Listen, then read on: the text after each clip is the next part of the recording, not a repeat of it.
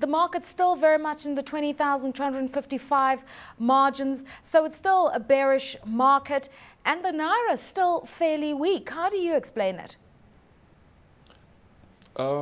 It's mixed reactions and mixed things we're getting from the market.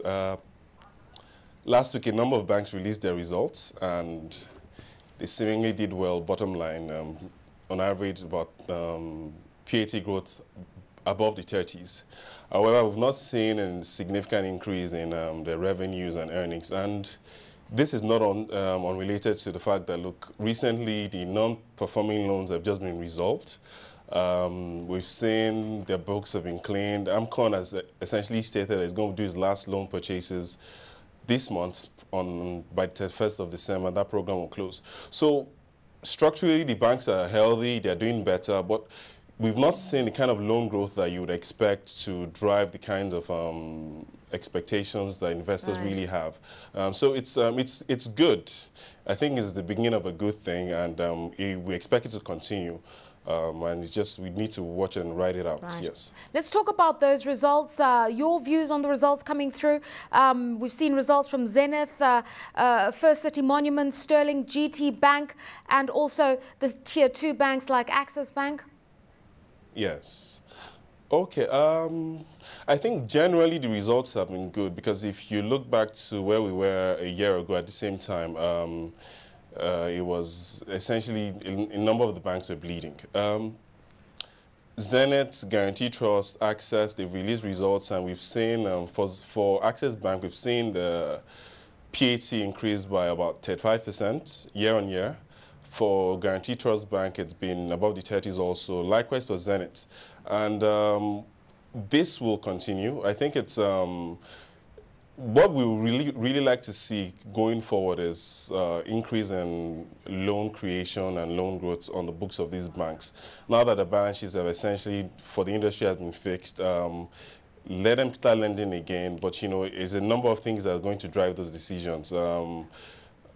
The monetary policy rates, monetary policies that we've seen in recent times do not seem to encourage that, but we need to get to that point. Okay, let's talk about regulatory issues that have come to the fore. We've seen the interest rate hike quite sharply at the extraordinary MPC, up to 275 basis points. Its broader impact on the various segments of the market, it doesn't seem to have really encouraged investors on the equities side. What's happening on the fixed income side?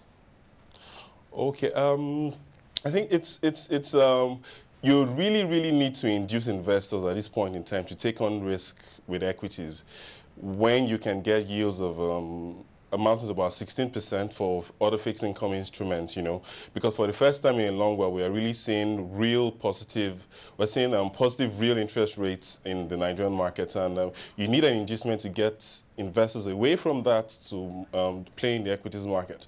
And it's one of the challenges we see with this recent hike in the rates and all that, because you really need to look and see what's the effect this is going to have on the whole value chain for investors, for the economy, for businesses, and how they move forward coming towards the end of the year and for the next financial year. There's also been a decision that was taken on Friday to increase the net open position for banks from 1% to 3%. But at the MPC 2 weeks ago, that was reduced from 5% to 1%. So in about a matter of 10 days, things have changed. Why is that?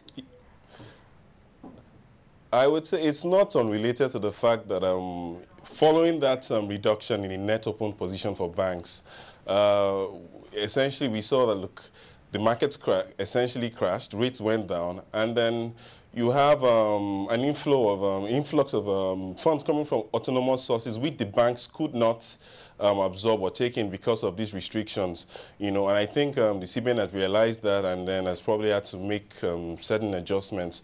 But then again, this just it shows us what we're really having to grapple with. There are no quick fix solutions to these challenges, but you know what we would expect is for a better thought out process, and you really need to engage all the market participants in making these decisions, because like you rightly mentioned, within a space of 10 days we've seen this kind of reversal, and it doesn't really help for planning. It doesn't. Okay, your views on the naira, Efe, at 159. I mean, is this the new level for the naira? Is it fair to say that this is the new value of the currency?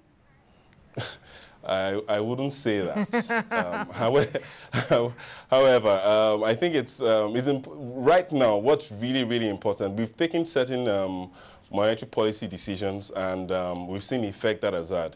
Now is the time to actually get some really, really much needed fiscal decisions implemented. The impact is not going to be immediate, but it's going to be, it's important we have that, because for the medium term, we can't keep having these knee-jerk reactions to just try and fix this problem. It's beyond, I think it goes a lot, it transcends the whole economy, from the fact that, look, we're essentially an import-driven economy, incentives for local manufacturers. There's a whole lot of decisions that need to be taken, and all policies that need to be put in place to make it attractive for them to